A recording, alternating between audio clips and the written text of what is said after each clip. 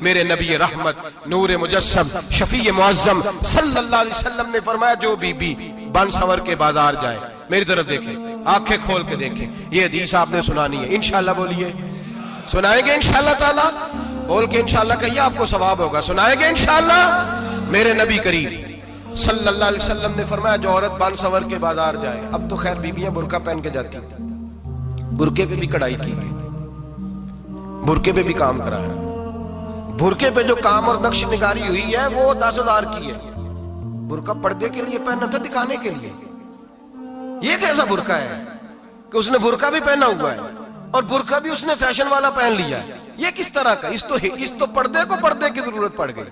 یہ کیسا پردہ ہے کہ جو پردے کو پردے کی ضرورت ہے؟ برقع تو اس لیے ہوتا ہے کہ مجھے دیکھے کوئی نہ، اور اس نے تو پہنا ہی اس لیے کہ ذرا لوگ دیکھیں تو صحیح، انہوں نے کتنا قیمتی پہنا ہے۔ اس حجاب کو حجاب کی ضرورت پڑ گئی۔ میرے حبیب پاک علیہ السلام نے فرمایا بلا ضرورت، عورت کو اجازت ہے بیمار ہو تو ڈاکٹر کے پاس جائے، عورت کو اجازت ہے ضرورت پڑ جائے گھر میں سودا سلف نہ آتا ہو تو لینے چلی جائے، عورت کو اجازت ہے اگر گواہی کی ضرورت پڑ جائے تو پردہ کر کے قاضی عدالت کے پاس گواہی دینے جائے، عورت کو اجازت ہے حج پہ جائے، عورت کو اجازت ہے عمرے پہ جائے، عورت کو اجازت ہے کہ اگر کسی وقت جہاد کے لیے عورتوں کی ضرورت پڑ گئی تو حضرت فاطمہ اور جناب عائشہ کی سنت ادا کرے جہاد کو جائے۔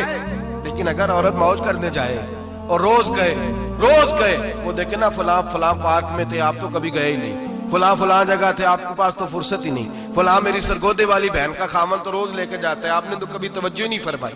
روز پیغام دیتی رہے میرے حبیب کریم سید عالم صلی اللہ علیہ وسلم نے فرمایا جو بی بی بن سور کے بلا ضرورت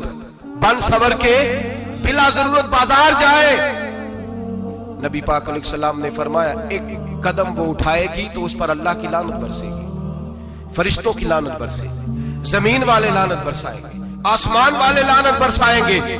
اور میرے حبیب بولے تو فرمایا جب اللہ کی لعنت برسے گی تو میں بھی اس بی بی پہ لعنت ہی کروں گا جو بی بی بن سور کے جائے۔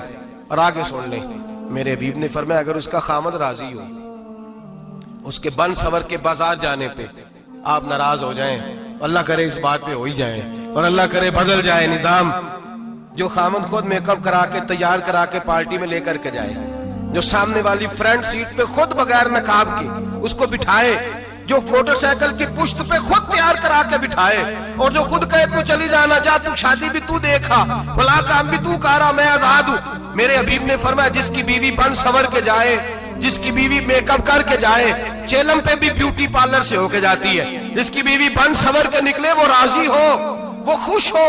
بعض ایسے منع کرتے ہیں، ناراض ہوتے ہیں، وہ گناہ صرف عورت کے ذمے ہے، لیکن اگر عورت بن سور کے نکل رہی ہے اور خامد راضی ہے، وہ کہتا ہے ہاں ہم ماڈرن ہیں، ہم جدید دور کے ہیں، ہاں جدت اسی کا نام ہے، ہاں لوگوں کو پتہ کیسے چلے گا ہمارے پاس پیسے ہیں، کیسے پتہ چلے گا کہ 3 گاڑیاں ایک ابا جی کے پاس ہے، ایک بیٹی کے پاس ہے، ایک بیوی کے پاس ہے، کیسے پتہ چلے گا کہ ہم بہت تعلقات والے ہیں، ابا جی فلاں شادی پہ، بیٹی فلاں گھر میں اور بیوی فلاں گھر چلی گئی، ہمارے تعلقات زیادہ ہیں اس لیے ہمیں زیادہ جانا پڑتا ہے۔ میرے حبیب کریم علیہ السلام نے فرمایا عورت بن سور کے جائے، خامد راضی ہو، وہ جتنے قدم اٹھائے گی اتنے ہی اپنے خامد کے لیے جہنم میں مکان تعمیر کرے گی۔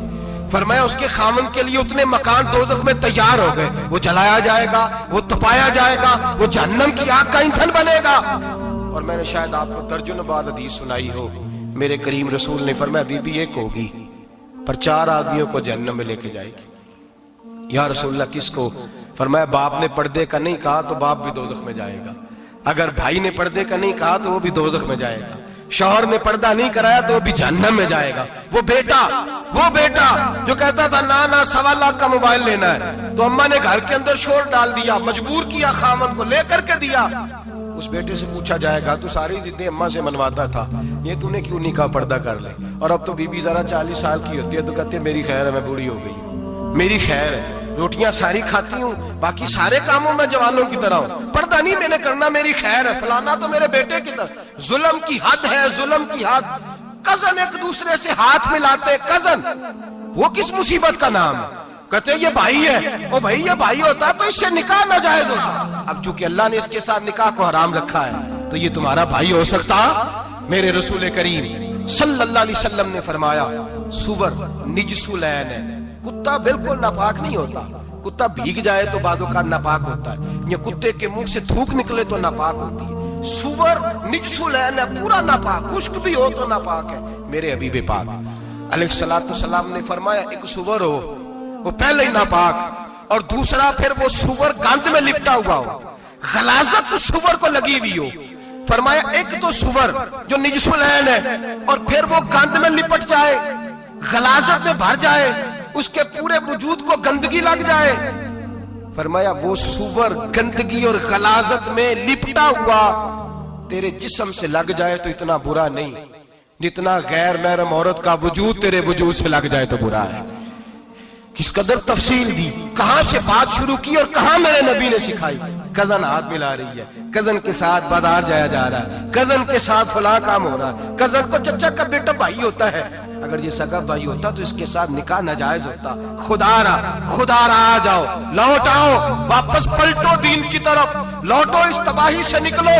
یہ جو آگ ہے، یہ جو بے سکونی ہے، یہ جو تماشا ہے، یہ لاکھوں کمانے کے باوجود جو بے برکتی ہے، یہ بڑی بڑی فوجوں کے باوجود جو روز میتیں اٹھتی ہیں، یہ جو روز جنازے پڑے جاتے ہیں، یہ جو روز بیٹیاں بیوہ ہوتی ہیں، یہ جو روز ماؤں کے سہاگ لٹتے ہیں، یہ ہماری نافرمانیاں ہیں۔ ہم دین کے معاملے میں ہم لوگوں نے نرمی شروع کر دی ہے، ہم اللہ اور اس کے رسول سے بغاوت کرنے لگے ہیں۔ میرے حبیب کریم سید عالم نور مجسم شفیع معظم صلی اللہ علیہ وسلم نے فرمایا زنا صرف شرمگاہ کا نہیں ہوتا، حضور نے فرمایا آنکھیں بھی زانی ہوتی ہیں، کان بھی زانی ہوتے ہیں، زبان بھی زانی ہوتی ہے۔ بخاری مسلم دونوں میں موجود ہے۔ صحابہ نے عرض کی حضور زبان کیسے زانی ہوتی ہے؟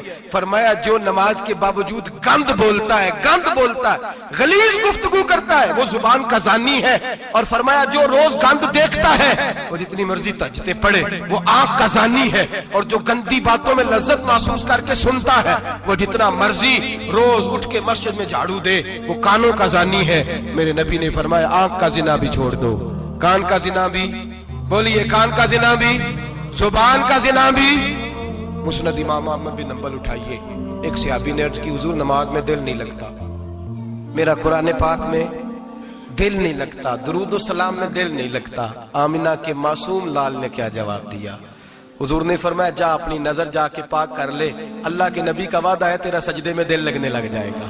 جا اپنی آنکھ کو طہارت دے، وضو کرا، نظروں کو پاک کر، اللہ کے رسول کا وعدہ ہے تیرا قرآن پاک میں دل لگے گا۔ جا کے اپنی نظر کو پاک کر، وعدہ ہے تیری زبان پہ درود و سلام جاری ہو جائے گا، اللہ کا ذکر جاری ہو جائے گا۔ میرے بھائیوں، عورت کا پردہ، عورت کا حجاب دین میں اسی طرح فرض ہے جس طرح نماز فرض ہے، جس طرح روزہ فرض ہے، جس طرح زکوٰۃ فرض ہے، اسی طرح عورت کا پردہ بھی فرض ہے۔ اگر کسی گھر میں عورت پردہ نہیں کرتی اس گھر کے مکین سارے اللہ کے حضور جواب دے ہیں۔ میرے حبیب کریم علیہ السلام نے جس عورت کو پسند کیا، جس عورت کی تعریف کی، جس عورت کے بابت میرے نبی نے ارشاد فرمایا، وہ بڑے خوبصورت لفظ ہیں، صاحب احکام القرآن نے لکھے ہیں۔ میرے حبیب پاک نے صحابہ کی محفل سجائی، مجمع کھچا کھچ مسجد بھر گئی۔ حضور نے فرمایا بول کے بتاؤ خیر النساء کون سی ہے، عورتوں میں سب سے اچھی بی بی کون سی ہے، بول کر کے بتاؤ۔ حضرت صدیق اکبر سے لے کر مولا علی تک، حضرت علی سے لے کر جناب بلال تک، حضرت سلمان فارسی سے لے کر عبداللہ مزنی تک بھرا پڑا ہے مجمع۔ حضور نے فرمایا بولو سب سے اچھی عورت، سب سے اچھی عورت کون ہوتی ہے؟ ایک صحابی کہنے لگے حضور جس کی نماز قضا نہ ہوئی، فرمایا وہ بھی اچھی ہے پر تم میری مراد کو نہیں پہنچی۔ ایک نے کہا حضور جو خامد کی تابع دار ہو، فرمایا وہ بھی اچھی ہے پر تم میری مراد کو نہیں پہنچے۔ ایک صحابی نے کہا یا رسول اللہ جو پاک دامن ہو، حضور نے فرمایا تم میری مراد کو۔ حضرت علی فرماتے ہیں جب سب کے جواب غلط ہو گئے تو میں قد میرا چھوٹا تھا، میں پیچھے بیٹھا تھا، میں گردن جھکا کے پیچھے سے نکل گیا۔ سیدہ طیبہ طاہرہ حضرت فاطمہ الزہرا رضی اللہ تعالی، فرماتے ہیں بی بی صاحب کے پاس پہنچا، میں نے کہا فاطمہ حضور نے سوال کیا ہے۔ تو حضرت فاطمہ بھی گویا مسکرا کے کہنے لگی علم کے شہر کے دروازے تو آپ ہی ہیں، تو آپ یہاں آ گئے؟ کہا حضور نے سوال کیا ہے اور مجھ سے لے کر ابو بکر عمر عثمان غنی تمام کو کسی کو جواب نہیں آیا۔ حضور نے پوچھا بہترین عورت کون ہوتی ہے، بہترین خیر النساء، بہترین بی بی کون ہوتی ہے؟ تو حضرت سیدہ فاطمہ کہنے لگی علی بڑی سادی سی بات تھی، سادی سی بات تھی، سمجھ نہیں آئی؟ کہ فاطمہ بتلا دو اتنی شادی ہے تو حضرت فاطمہ کہنے لگی سب سے بہترین عورت وہ ہوتی ہے نہ کبھی غیر محرم نے وہ بی بی دیکھی ہو.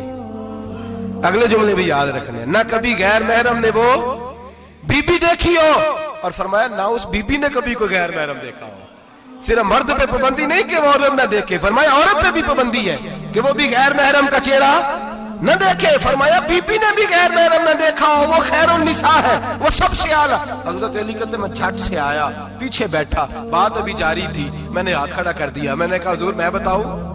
نبی پاک نے فرمایا بتلاؤ. تو کہتے میں نے کہا حضور بہترین بی بی وہ ہوتی ہے جس نے نہ کبھی غیر محرم دیکھا ہو اور نہ غیر محرم نے کبھی اسے دیکھا ہو. علی فرماتے ہیں میں نے جواب دیا تو میرے رسول کی آنکھوں میں آنسو آ گئے. حضور روئے اور فرماتے ہیں ہنستے مسکراتے اچانک صحابہ کے آنسو برسنے لگے. مجمع پہ کیف سا طاری ہو گیا, آنکھیں برسنے لگی. ہم لوگ حضور کے رونے پر سکتے میں آ گئے. نظر اٹھائی تو جواب تو میں نے دیا تھا, تعریف میری ہونی چاہیے تھی, شاباش مجھے ملنی چاہیے تھی. میرے حبیب نے رو کے آنسو پوچھ کے فرمایا میں تمہیں کہتا نہیں الفاطمہ تو بدعۃ منی, فاطمہ واقعی میرے جگر کا ٹکڑا ہے, فاطمہ میرے وجود کا حصہ ہے, میں تمہیں کہتا نہیں رہتا. کہا فاطمہ میرے جگر کا ٹکڑا ہے. حضرت علی فرماتے ہیں صحابہ میری طرف دیکھنے لگے اور کہنے لگے علی جواب تو دے, شاباش بی بی صاحبہ کو ملے. تو کہتے ہیں میں نے کہا حضور روئے ہیں تو آنسو میرے بھی چھلک ہی پڑے ہیں. فرمانے لگے لفظ میرے ہیں پر سوچ اس بیٹی کے ہے جس کی تربیت محمد عربی نے فرمائی ہے. فرمایا جملے میرے ہیں, ناقل میں ہوں, بات میں بیان کر رہا ہوں, لیکن پیچھے سوچ اس نور والی بیٹی کی ہے جس کو اپنے گھر کے اندر رہ کے آنگن میں رکھ کے رسول پاک نے پرورش فرمائی. حضرت فاطمہ فرماتی ہیں حضرت علی میرے پاس دوڑے آئے اور کہنے لگے فاطمہ چل مسجد, پتہ نہیں حضور کو کیا ہو گیا ہے. حضور رو رو کے بحال ہو گئے اور حضور حجرے میں رو رہے ہیں اور ہچکیوں کی آواز مسجد میں آ رہی ہے. چل ذرا چل کے حضور کی بات دیکھ کیا ہوا ہے, ہماری تو طاقت نہیں اندر جانے کی. سیدہ طیبہ طاہرہ حضرت فاطمہ جھٹ سے پردہ اوڑا, حاضر خدمت ہوئی, اندر گئیں. کہتی ہیں حضور کے کندھے پہ ہاتھ رکھا تو محبوب بیٹی کے ہاتھ کی ٹھنڈک محسوس کی, سر سجدے سے اٹھایا. فرمایا فاطمہ آ گئی ہو؟ حضور آئی. فرمایا چل بیٹی تو بھی ہاتھ اٹھا اور میری امت کی بیٹیوں کے لیے دعا مانگ. چل تو بھی ہاتھ اٹھا میری امت کی بہنوں ماؤں کے لیے دعا مانگ. محبوبہ کیا ہوا؟ میرے حبیب نے فرمایا رات مجھے دکھایا گیا ہے دوزخ میں کچھ بیبیاں ہیں, ان کے بال فرشتوں نے باندھے ہوئے ہیں اور انہیں گرز مار رہے ہیں, وہ چیختی چلاتی ہیں اور مدد کے لیے پکارتی ہیں, وہ بڑی تکلیف میں ہیں. تو بی بی صاحب عرض کرتے ہیں یا رسول اللہ ان کی غلطی کیا ہے؟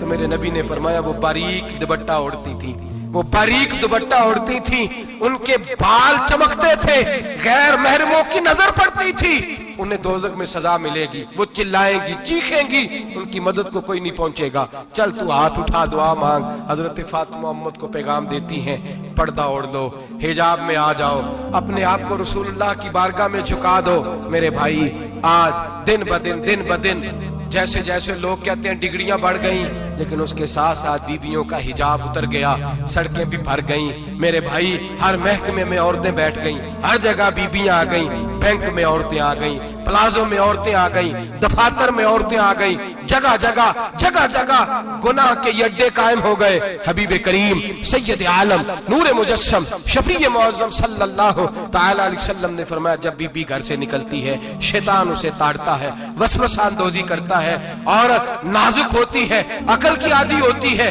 اس کو لوگ وسوسے میں ڈال لیتے ہیں. پاکستان کا تجزیہ نگار کہتا ہے اگر 100% پسند کی شادیاں ہوتی ہیں ان میں 40% لڑکے اپنے گھر والوں کو مجبور کرتے ہیں, 60% لڑکیاں مجبور کرتی ہیں. 60% ان کے اندر ایسی شیطانیت بھری جاتی ہے, کمزور عقل ہوتی ہے, اسے ایسے باغات دکھائے جاتے ہیں, الجھ جاتی ہے, اور جس تیزی سے یہ جعلی نکاح ہوتے ہیں اس تیزی سے طلاق ہوتی ہے. وہ بیٹی جو کالج چنگل میں پھنس کے جدت کے چنگل میں اپنی مرضی کرتے ہوئے میدان میں نکلی تھی, ساری زندگی کا دھبا لگا کے گھر بیٹھ گئی. लड़का तलाक दे के भी पाक का पाक ही रहता है और बेटी की मंगनी भी टूट जाए तो लोग कहते हैं कोई ना कोई बात तो होगी, ऐसे थोड़ी हो जाता है। बेटियों, तुम्हें रुसवा किया जा रहा है, बहनों तुम्हारी इज्जत से खिलवाड़ हो रहा है, तुम्हें बाजार की जीनत बना के तुम्हारे असल मकाम से तुम्हें गिराया जा रहा है। तुम समझ रहे हो हम जदीद हो गई, लेकिन तुम्हारा नुकसान हो रहा है, तुम्हें रुसवा किया जा रहा है। आओ दरे रिसालत माप पे, आओ मेरे नबी पाक के दरवाजे पे। मेरे हबीब ने फरमाया जिस बीबी में 4 खूबियां हो, कितनी हो जी? ये आपने दुआ कर दी, अल्लाह करे मेरी बेटी में 4 खूबियां आ जाए, अल्लाह करे मेरी बहन में 4 खूबियां आ जाए, अल्लाह करे हमारी घर की मस्तूरात में ऊंचा आमीन कहिए सब में 4 खूबियां, अल्लाह करे भर जाए 4 खूबियां। मेरे हबीब ने फरमाया जो बीबी जरूरियात दीन का इल्म जानती हो, दूसरी खूबी उस बीबी के अंदर ये हो कि वो बीबी अपने खामन को राजी करने वाली हो, तीसरा फरमाया उस बीबी में खूबी ये हो कि अल्लाह के मुहर्रमात का ख्याल रखती हो, हराम में ना पड़ती हो, चौथा फरमाया पर्दे की पाबंद हो। फरमाया जैसे ही वो मरती है अर्श का मालिक उससे हिसाब ही नहीं लेता, उसे बगैर हिसाब किताब ही जन्नत अता फरमा देता है। जो पर्दे की पाबंद हो, खामद राजी हो, मुहर्रमात से बचती हो, फरमाया वो बीबी अल्लाह तबारक व तआला उससे कोई हिसाब किताब बगैर हिसाब के अल्लाह उसको जन्नत में दाखिल कर देंगे। रब हिसाब नहीं पूछेगा। अल्लाह करे मेरी बेटी भी बगैर हिसाब जन्नत जाए, माए बहन बीवियां बगैर हिसाब जन्नत में जाए। अल्लाह करे हम सब के घरों में जितनी औरतें हैं उनसे कोई हिसाब ना लिया जाए, बगैर हिसाब भी जन्नत में जाए। फिर उन्हें पर्दे का पाबंद करो, फिर उन्हें शौहर की ताजीम सिखाओ, फिर उन्हें हराम से बचना सिखाओ, फिर उन्हें रसूलुल्लाह सल्लल्लाहु अलैहि वसल्लम की बेटी का उसवा नूर सिखाओ, फिर उन्हें हजरत आयशा की सीरत पढ़ाओ, फिर हजरत खदीजतुल कुबरा का तरीका बतलाओ, फिर उन्हें रसूलुल्लाह की कनीज़ाएं बनाओ। अल्लाह करे हम यहाँ से जुमा पढ़ के जाएं तो हमारे हाथ में एक बुरका भी हो, हमारे हाथ के अंदर जो है वो एक बड़ी चादर भी हो। अम्मा को कहे अम्मा ये चादर रख, इससे नकाब ओढ़ के निकलना। अल्लाह करे चौधरी साहब सरपंच साहब की पंचायत में कोई ऐसा मुकदमा भी आए जो आके कहे मैं बीवी नहीं रख सकता, ये पर्दा नहीं करती, ये कहीं मुझे भी अजाब में मुब्तला ना करे। अल्लाह करे शौहर इस तरह का गैरतमंद बने, वो कहे खबरदार खबरदार, अगर तू दरवाजे से निकली आला हजरत इमाम अहले सुन्नत मुजद्दिद दीन मिल्लत मेरे आला हजरत से किसी ने पूछा था कि हजरत जी बीबी नात पढ़ सकती है? फतावा रज़विया की 14वीं जिल्द, बीबी मिलाद पढ़ सकती है? मिलाद आला हजरत ने फरमाया अगर बीबी मिलाद पढ़ रही हो, नात पढ़ रही हो और उसकी आवाज गैर महरम के कानों तक जा रही हो, फरमाया उसे सवाब नहीं होगा, उसे हराम काम करने का गुनाह दिया जाएगा। बीबी को मना है, वो नात की आवाज भी औरत का ही नहीं पड़ता, दीन में तो औरत की आवाज का भी पड़ता है। दीन में तो औरत की हजरत सैयदा ज़ैनब, हजरत फातिमा की वो लख्ते जिगर जो मैदान करबला में इमाम हुसैन बराबर की शरीक रही सैयदना इमाम हुसैन के साथ। याह्या बिन मोइन कहते मैं 15 साल तक हजरत ज़ैनब का पड़ोसी रहा हूं। 15 साल, घर बराबर होता है ना, बंदा बीबी देख ही लेता है। वो बीबी कभी पर्दा डाल के जा रही है दवाई लेने, कभी नजर आ ही जाती है। कहते 15 साल में सैयदा फातिमा की बेटी का पड़ोसी रहा हूं, मैंने कभी बुरके में छुपी हुई ज़ैनब भी नहीं देखी, बुरके में छुपी हुई ज़ैनब भी कभी नहीं देखी। हजरत अब्दुल्ला बिन जाफर तैयार जनाबे अलीउल मुर्तजा के भाई थे, उनके बेटे के साथ इनका निकाह हुआ था, बीमार हो गई तो हजरत अब्दुल्ला कहने लगे ज़ैनब चल तुझे हकीम के पास ले जाऊं, तबीब के पास ले जाऊं। तो हजरत ज़ैनब कहने लगी आप जाइए मेरा हाल बता के दवाई ले आइए। तो हजरत अब्दुल्ला जाफर तैयार कहने लगे शरीयत में गुंजाइश है डॉक्टर के पास जाने, हकीम के पास जाने की गुंजाइश है, तू चलती क्यों नहीं? तो हजरत ज़ैनब कहने लगी शरीयत में गुंजाइश तो है पर अब्दुल्ला मेरी मजबूरी ये है कि मैं फातिमा की बेटी हूँ। शरीयत में गुंजाइश तो है पर मेरी मजबूरी ये है कि मैं हुसैन की बहन हूँ। शरीयत में गुंजाइश है पर मैं हसन की बहन हूँ। शरीयत में बड़ी गुंजाइश है पर लोग मुझे मोहम्मद अरबी की नवासी कहते हैं। गुंजाइश तो है पर मैं नहीं ना निकल सकती, इसलिए कि जितना कोई अपने आप को दीन के करीब जानता है उतना उसके पैरों में शरीयत की जंजीरें ज्यादा होती हैं। तो जनाब सैयदना अब्दुल्ला कहने लगे अगर तू पर्दा कर गई, अगर तू चली गई, तो फरमाने लगे ये तो अल्लाह की मशीयत है, तू दवाई ला दे ताकि मैं खा लूं, और अगर मैं चली गई तो मैं अपनी माँ से जाके कहूंगी कि अम्मा सारी तकलीफें मैंने छाती पे बर्दाश्त की हैं पर मैंने तेरे पर्दे पर आंच नहीं आने दी। मेरे भाई ये उसवा नूर है, ये उसवा हसना है, ये हमें सिखाया जा रहा है। मेरे हबीब करीम की बीवियों का ये हाल था, बीवियों का اپنے گھر کے آنگن میں حضرت عائشہ صدیقہ، حضرت سودا جناب حفصہ اپنے سین میں جب بیٹھتی تھی نا تو دیوار کی طرف منہ کر کے بیٹھتی تھی، دیوار کے ساتھ لگ کے دیوار کی طرف۔ بیبیاں اپنے گھر کے اندر بھی دیوار کی جانب منہ کر کے بیٹھتی تھی۔ لوگ پوچھتی، بیبیاں پوچھتی کہ اپنے گھر میں بھی دیوار کو منہ کرنے کا مطلب؟ کہتی ہو سکتا ہے کوئی چھت پہ چڑھے اچانک نظر پڑے تو ہم چاہتی ہیں پھر بھی ہمارا چہرہ نظر نہ آئے اسے، پھر بھی ہمارا چہرہ نظر، ہم اپنے گھر کے اندر بھی پابند رہتی ہیں کہ ہمارے چہرے نظر نہ آئے۔ خدا را بڑے پیسے زندگی میں لوٹائے ہیں، 1000 1500 برقعے پہ بھی خرچ کرو، وہ گھر لے جاؤ، وہ اماں کو بھی دو، بہن کو بھی دو، بیوی کو بھی دو، اس کو کوئی یہ پہن لے، اس لیے کہ جب تو حضرت فاطمہ کے طریقے کا پردہ کرے گی تو تیرے آنگن میں سیدہ زینب کی طرح کی بیٹیاں پیدا ہوں گی، وہ اس سنت پہ چلنے والی بیٹیاں تیرے آنگن میں آئیں گی۔ خدا را میرے بھائی آج یہ نیت کرو، یہ ارادہ کرو اور اپنے گھروں کو پردے کا پابند بناؤ۔ اگر ایک بیٹی پردہ دار ہو گئی تو کئی خاندان پردہ دار ہو جائیں گے، اگر ایک بیٹی پردہ دار ہو گئی تو کئی گھرانے سنوریں گے، کئی جگہ پہ نور پھیلے گا۔ اے عرش کے مالک، اے میرے محبوب کے خدا، تجھے واسطہ ہے میرے محبوب کی بیویوں کا اور تجھے صدقہ حضور کی شہزادیوں کا۔